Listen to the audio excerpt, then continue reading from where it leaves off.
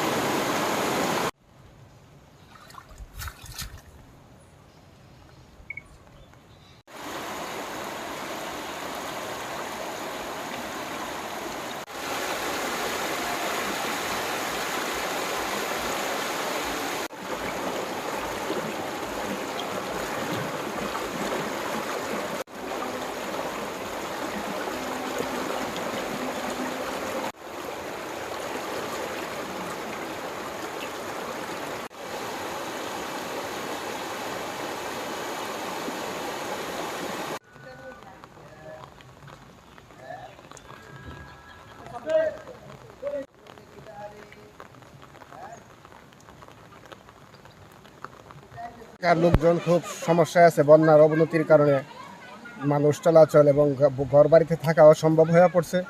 এজন্য আমাদের সরকারের পক্ষে খুব তাড়াতাড়ি আমাদের মানুষগুলো সরায় নেওয়ার ব্যবস্থা করা দরকার। বাড়িঘর নিয়ে খুব সমস্যার মধ্যে আছে মানুষ, প্রচুর কষ্টতে আছে। এক ঘরের চাউল, ধান এবং হাঁস, মুরগি, গবাদি পশু, এই ছাগল নিয়ে অনেক কষ্ট আছে মানুষের। কিন্তু মানুষের কষ্টের সীমারে এবং পানি এখন বাড়তি আছে, বাড়াবো দিতে পারি। এই অবস্থা, এই পর্যায়ে আছে একটি মানুষের এখান থেকে এখানে আসা যাওয়া যাতায়াত করেন, মানে ঘরের মধ্যে মানুষের পানি টিকে রয়েছে। এই অবস্থা কিছু করতে পারতেছে না, অত কষ্ট আছে। খাওয়া দাওয়া রান্না করতেছে না, চুলার মধ্যে পানি, লাকড়ি শুকনা পেতেছে না, বা কোনো ইয়েও করতে পারতেছে না। ঠিক এই পর্যায়ে আছে। জিনিসপত্র নষ্ট হইতেছে, খানা দানা কষ্ট হইতেছে। হ্যাঁ, সরকারের কাছে আমরা সহযোগিতা চাই। সহযোগিতা করে কালিকাপুরে, আবদুল্লাহপুরে অবস্থা খারাপ।